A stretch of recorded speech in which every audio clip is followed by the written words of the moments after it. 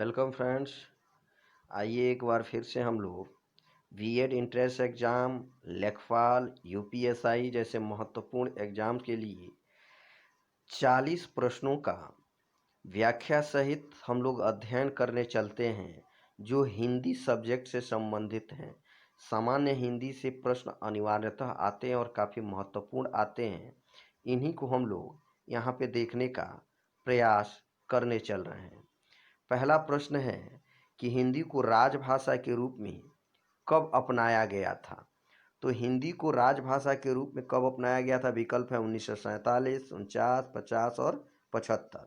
हम लोग जानते हैं कि 14 सितंबर सन 1949 को संविधान सभा ने हिंदी को राजभाषा के रूप में स्वीकृति दी। तो आंसर हो जाएगा बी 1949। जानते रहिएगा 14 सितंबर को यादगार बनाने के लिए, ऐतिहासिकता देने के लिए राष्ट्रीय हिंदी दिवस मनाया जाता है और यह प्रतिवर्ष मनाया जाता है। दूसरा प्रश्न है कि संयुक्त व्यंजन की कुल संख्या कितनी है। हम लोग जानते हैं संयुक्त व्यंजन 2 या 2 से अधिक व्यंजन मिलकर के बने होते हैं और विकल्प में दिया गया है 4, 3, 2 और 5। तो संयुक्त व्यंजनों की संख्या 4 होती है, जिसमें हम लोग जानते हैं कि संयुक्त व्यंजन में 4 होते हैं और उन्हें पढ़े हुए हैं। फिर तीसरा प्रश्न है कि कौन पंचमाक्षर में शामिल नहीं है। पंचमाक्षर में जो स्पर्शी व्यंजन हम लोग पढ़ते हैं, जो क वर्ग, च वर्ग, ट वर्ग, ऐसे वर्ग, और इन्हीं वर्गों में हम लोग पढ़ते हैं क, ख, ग, घ, अंग। सब में ऐसा ही है, च, छ, ज, झ, इया। तो इसमें जो पांचवा वर्ण आएगा, सभी जो वर्ग होते हैं उसी में से, तो उसी का पांचवा वर्ण पंचमाक्षर कहलाता है। और इस क्रम में हम लोग देखेंगे तो विकल्प सी जो दिया है यह नहीं आता है पंचमाक्षर में, किंतु इसे हम लोग अंत्यस्थ वर्ण के रूप में जानते हैं। तो यह आंसर होगा सी। फिर अगला प्रश्न है चौथा कि संघर्षी व्यंजन में कौन नहीं है। संघर्षी व्यंजन को हम लोग ऊष्म व्यंजन के नाम से भी जानते हैं और इसमें 4 होते हैं वर्ण। ये चारों जो वर्ण हैं वह संघर्षी या ऊष्म वर्ण है। तो इस कैटेगरी में हम लोग विकल्प सी को लगाते हैं, आंसर यही होगा। फिर पांचवा प्रश्न है कि किस प्रकार के व्यंजन को अर्धस्वर कहते हैं। अर्धस्वर सेमी वोवेल जो व्यंजन होते हैं वो अंत्यस्थ व्यंजन ही कहलाते हैं, जिनको अभी हम लोग पढ़ चुके हैं। आंसर होगा बी। छठवां महत्वपूर्ण प्रश्न है कि हिंदी में आगत व्यंजनों की कुल संख्या कितनी है। हिंदी में आगत व्यंजन, आगत का मतलब हो गया आए हुए वर्ण या आए हुए व्यंजन। ये कहाँ से आएंगे? विदेशों से या विदेशी भाषाओं से। इसमें विकल्प है 2, 3, 4 और 5। तो इसका आंसर ए होता है। और इसमें जो आगत व्यंजन होते हैं वह 2 ये हैं आगत व्यंजन, यह जानते रहिएगा। फिर अगला प्रश्न है सातवां, संयुक्त व्यंजन छ का निर्माण किनसे होता है, मतलब किससे यह निर्मित होता है यह वर्ण। ये चारों ऑप्शन दिए हैं। पहला है क और श, दूसरा है क और छ, तीसरा है क और ज और चौथा है क और य। अब इसमें चारों जो ग्रुप है इसमें इसका आंसर ये होता है, क्योंकि इन्हीं दोनों के संयोग से यह वर्ण बनता है। यह हलंत का चिन्ह है। इसका मतलब ये होता है कि यहाँ से स्वर को निकाल लिया गया है, क्योंकि हर प्रत्येक व्यंजन का मूल रूप हलंत युक्त होता है और यह चिन्ह हलंत का चिन्ह होता है। हलंत लगने का मतलब स्वर निकल गया है, क्योंकि अगर हम लोग क बोलते हैं तो क के साथ अ अपने आप ही आ जाता है। इसका मतलब हर व्यंजन में यह स्वर समाहित है और जब ये बाहर निकलेगा तो यहाँ पे हलंत का चिन्ह लग जाता है। यही कंडीशन होता है। फिर आठवां जो वर्ण है, सॉरी आठवां जो प्रश्न है कि कौन सा वर्ण प वर्ग की श्रेणी में नहीं आता है। तो हम लोग प वर्ग की श्रेणी देख लेते हैं। जो प वर्ग है इसमें 5 वर्ण आएंगे, प, फ, ब, भ और म। यह 5 वर्ण आते हैं। अब इन प वर्ग की कैटेगरी में हम लोग देखें तो विकल्प सी नहीं आ रहा है, क्योंकि इसमें य नहीं है। इसमें ब भी है, इसमें ब भ भी है और इसमें फ भी है। तो इस तरह से इसका आंसर सी हो जाएगा। अगला प्रश्न है 9वां कि हिंदी में कितनी मात्राएं होती हैं। हम लोग पढ़े हैं कि स्वर की जो संख्या होती है हिंदी में, वो स्वर 11 होते हैं, किंतु जो स्वर व्यंजन के साथ जुड़ते हैं तो इनकी संख्या 10 हो जाती है। इसमें से हम लोग जानते हैं अ और आ जो 2 स्वर होते हैं, यह स्वर मिक्स होने के बाद से लुप्त हो जाता है, जबकि स्वर का यही रूप दिखाई देता है। इसी के लुप्तता की वजह से हम लोगों की मात्राएं 10 ही प्रकार की दिखाई देती हैं। इस तरह से इसका जो आंसर हो गया वह डी हो गया।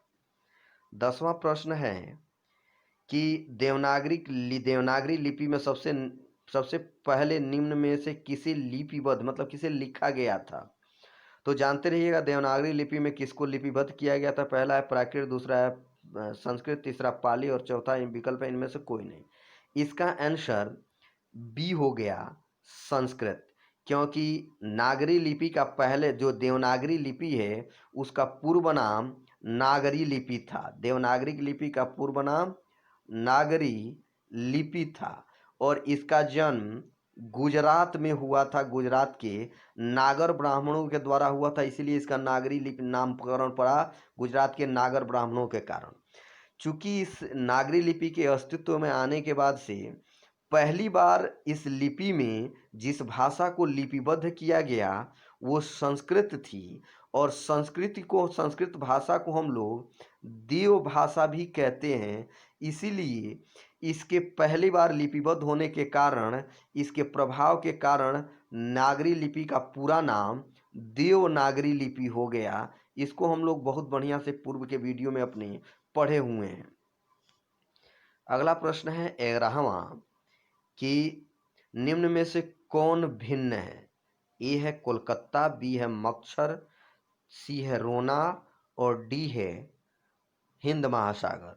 तो दिए गए विकल्प में से भिन्न यह क्रिया के रूप में दिखाई दे रहा है, क्योंकि यह क्रिया है, रोना क्रिया है, जबकि अन्य जो ये तीनों हिस्सा दिखाई दे रहे हैं यह संज्ञा है। इस तरह से भिन्न आपका सी हुआ, विकल्प सी।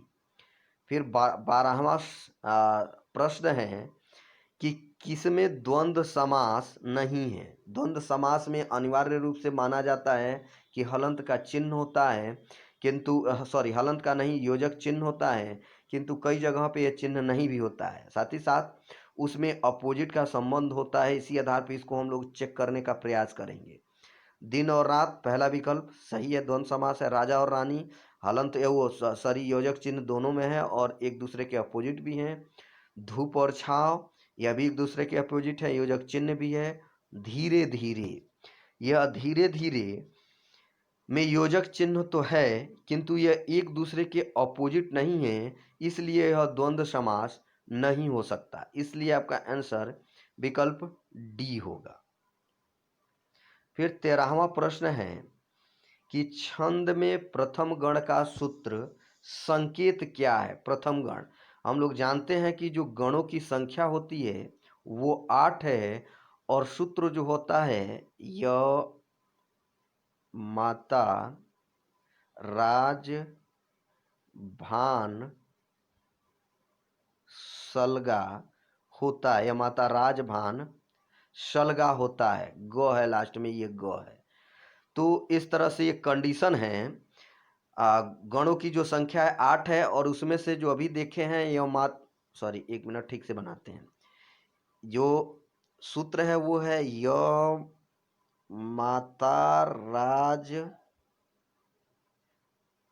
भान सलगा, यह फार्मूला है। और तीन प्रारंभिक जो तीन तीन शब्द वर्ण होते हैं उन्हीं को मिलाकर के एक गण बनता है। तो इसमें से 3 वर्ण हम लोग निकाल लेते हैं। इसी का जो हम लोग देखेंगे सूत्र संकेत, तो ये यम आता है, यही पहला गण है। और इसका जो सूत्र संकेत होता है हम लोग जानते हैं, इसमें लघु है, लघु का चिन्ह ये होता है, जबकि इसमें दीर्घ है, इसका चिन्ह यह होता है। और इसमें भी दीर्घ है, इसका चिन्ह यह होता है। तो प्रथम जो गण है उसका सूत्र संकेत यहाँ पर लघु, दीर्घ, लघु, गुरु और गुरु होगा। तो इसके हिसाब से आंसर हम लोगों का आ रहा है विकल्प सी। तो यह छंद शास्त्र से आया हुआ प्रश्न है, काफी महत्वपूर्ण है। वैसे ही अगर अन्य गणों को हम लोग देखें तो फिर अगला 3 ले लेते हैं। मातारा, तो इसमें भी गुरु, गुरु और गुरु के चिन्ह आते हैं। फिर अगला 3 ले लेंगे तो यहाँ पर गुरु, गुरु और फिर लघु के चिन्ह ले लेंगे। तो ऐसे बहुत से तरीके आते हैं निकालने के इसके आंसर। फिर 14वां प्रश्न है कि निम्न में से कौन संख्यावाची विशेषण नहीं है। संख्यावाची विशेषण का मतलब यह है कि पहले डिजिट दिया हो, कोई संख्या दिया हो, 2 3 4 5 8 जितना भी हो। लेकिन इसमें भी है, यदि परिमाण की मात्रा हो, संख्या का मतलब होता है जिसमें गिनने का प्रयास हो, जिससे गिना जा सके, काउंट किया जा सकता है। काउंटेबल जो वस्तुएं होती हैं वो विशेषण के रूप में, संख्यावाची विशेषण के रूप में आ जाती हैं। इसमें यदि देखें तो 4 गज कपड़ा, 3 दिन, 4 बार, 14 बार और 1 वर्ष।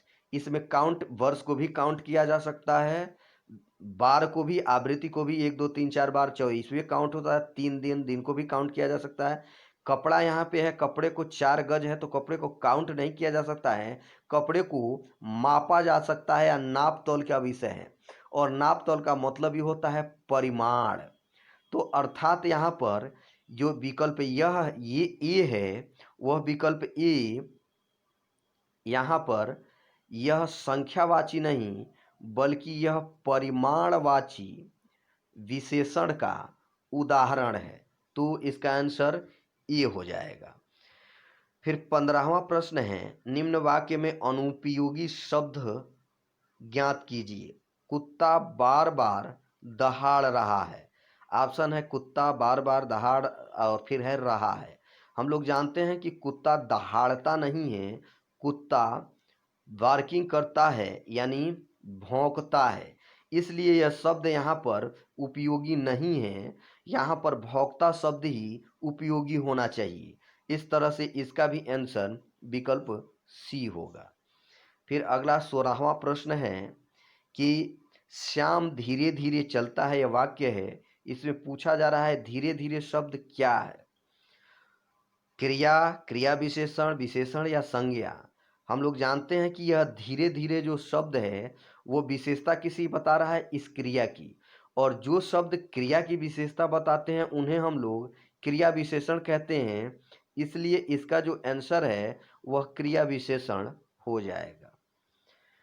फिर अगला प्रश्न है 17वां कि मुझसे बैठा नहीं जाता में कौन सा वाच्य है। हम लोग जानते हैं वाच्य 3 प्रकार के होते हैं, कर्तृवाच्य, भाववाच्य और कर्मवाच्य।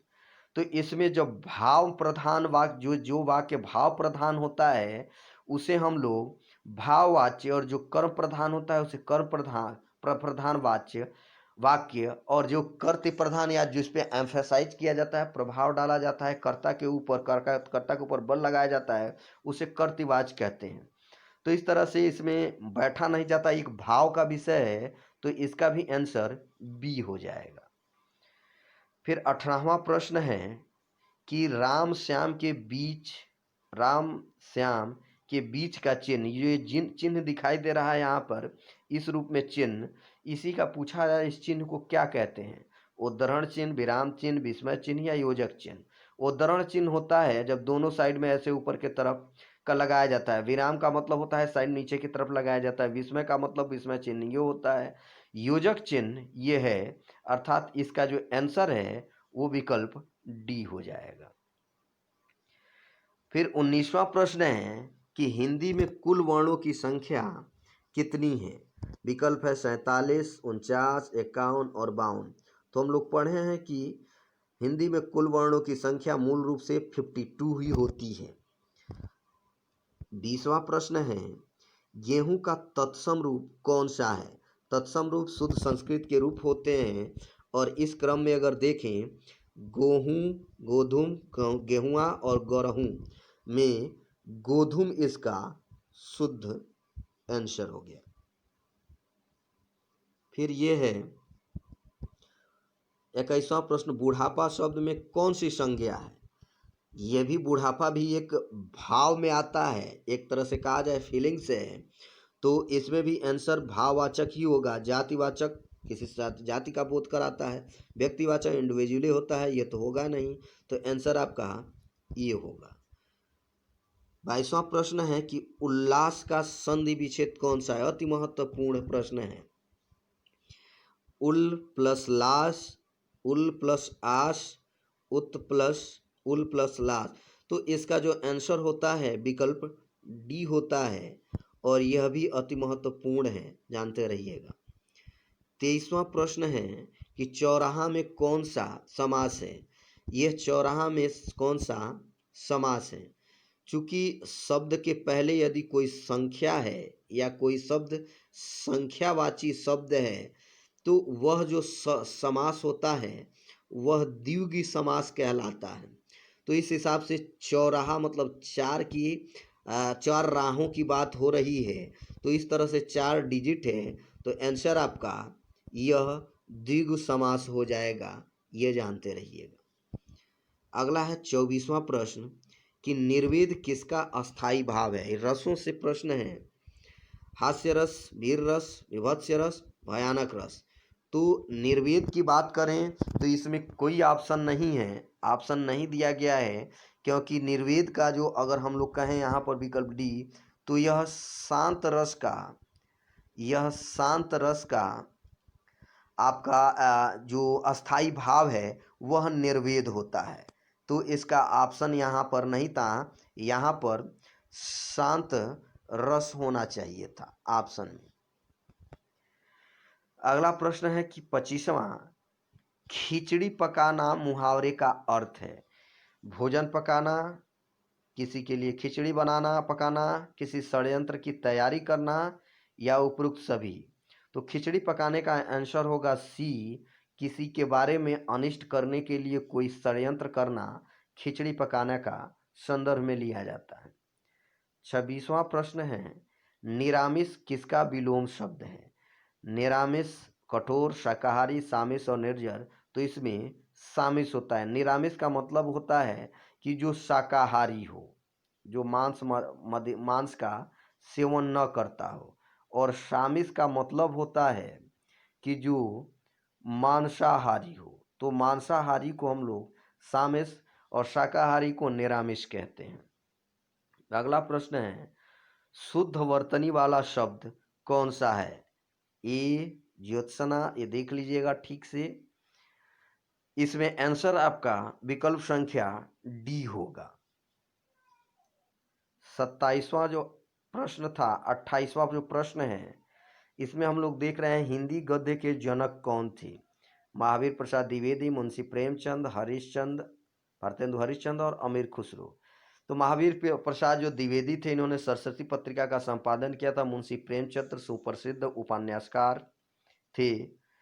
भारतेंदु हरिश्चंद्र ही हिंदी में गद्य विधा के जनक माने जाते हैं, जानते रहिए। अमीर खुसरो खड़ी बोली के जनक माने जाते हैं। 29वां प्रश्न है घबराहट में कौन सा प्रत्यय है। हम लोग जानते हैं कि किसी भी एक शब्द के पूर्व में और उसके बाद में, यानी उसके आगे और पीछे कुछ शब्द लग करके नए शब्द में परिवर्तित हो जाते हैं। तो जो आगे शब्द लगता है उसको हम लोग उपसर्ग कहते हैं, और जो पीछे शब्द बनता है, लगता है, उसे हम लोग प्रत्यय कहते हैं। तो इसमें ट, हट, आहट और आ शब्द आ रहे हैं। तो इस तरह से इसके आंसर आपके हो जाते हैं। आंसर सी आहट, इसमें घबराहट आहट आ रहा है। फिर तीसवां प्रश्न है कि अपमान में कौन सा उपसर्ग है। उपसर्ग क्या है अभी हम लोग पढ़ चुके हैं। उसमें अप, मान, अ और मान ये ऐसे विकल्प दिए गए हैं, इसमें आंसर डी हो। 31वें प्रश्न का जो आंसर है वह है मलिक मोहम्मद जायसी। फिर अगला प्रश्न है समाज का शाब्दिक अर्थ है।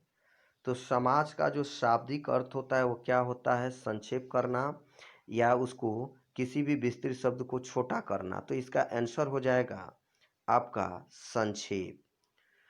फिर 33वां प्रश्न है कि हिंदी में प्रकाशित प्रथम समाचार पत्र कौन था। तो ऑप्शन है Bangabandhu young India, Bangabandhu young India, देश भाषा और उतंड मार्तंड। तो इसमें आंसर डी होता है, उतंड मार्तंड हिंदी में प्रकाशित पहला यह समाचार पत्र न्यूज़पेपर था। 34वां प्रश्न है जगन्नाथ में कौन सी संधि है। तो जगन्नाथ में जो संधि होती है इसमें व्यंजन, स्वर, विसर्ग और इनमें से कोई नहीं। तो इसका आंसर होगा व्यंजन संधि, क्योंकि यह जगन्नाथ में अगर तोड़ करके हम लोग देखते हैं, संधि विग्रह भी करते हैं, तो यह व्यंजन संधि के रूप में ही दिखाई देगा। अगला प्रश्न है 35वां कि बहुत अधिक बोलने वाला व्यक्ति क्या कहलाता है। बहुत अधिक बोलने वाला व्यक्ति वातानी, प्रवक्ता, वाचाल या भतकनी। तो आंसर होगा इसका सी वाचाल। फिर 36वां प्रश्न है कि हिंदी का प्रथम मौलिक उपन्यास कौन सा माना जाता है। आनंद मठ, परीक्षा गुरु, गवन, कंकाल। तो इसमें श्रीनिवास दास द्वारा लिखित परीक्षा गुरु को प्रथम मौलिक उपन्यास माना जाता है हिंदी का। आनंद मठ जानते ही हैं, काफ़ी चर्चित यह है। और फिर गवन प्रेमचंद्र और कंकाल भी आप जानते ही हैं अति महत्वपूर्ण है। फिर अगला प्रश्न है 37वां कि रामचरितमानस की रचना किस भाषा में की गई है। रामचरितमानस की रचना आप लोग जानते होंगे कि तुलसी दास ने किया हुआ था और इन्होंने इसकी रचना ब्रज, अवधी, भोजपुरी या अवधी भाषा में किया था। यह भी काफ़ी महत्वपूर्ण प्रश्न है। 38वां प्रश्न है कि य, र, ल, व किस प्रकार के वर्ण हैं। अभी हम लोग पढ़ चुके हैं कि यह अंत्यष्ट वर्ण होते हैं, इन्हें सेमी वावेल या अर्धस्वर भी कहते हैं। 39वां प्रश्न है कौन सा शब्द यौगिक है। यौगिक का मतलब जिसे तोड़ने के बाद से कोई सार्थक शब्द दिखाई दे उन्हें यौगिक कहते हैं। इसमें किसी को भी तोड़ेंगे कोई भी सार्थक शब्द नहीं आएगा, लेकिन विद्यालय को तोड़ेंगे तो हम लोग जानते हैं कि विद्या, धन, आलय यह दो शब्द आते हैं। विद्या का मतलब समझ रहे हैं, आलय का मतलब घर होता है।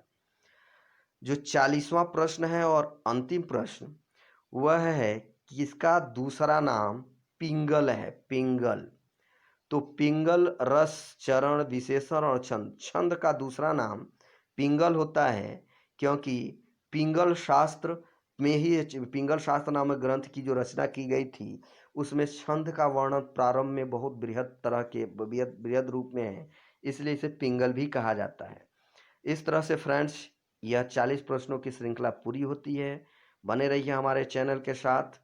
हम लोग नेक्स्ट वीडियो में नए प्रश्नों के साथ मिलते हैं। तब तक के लिए धन्यवाद।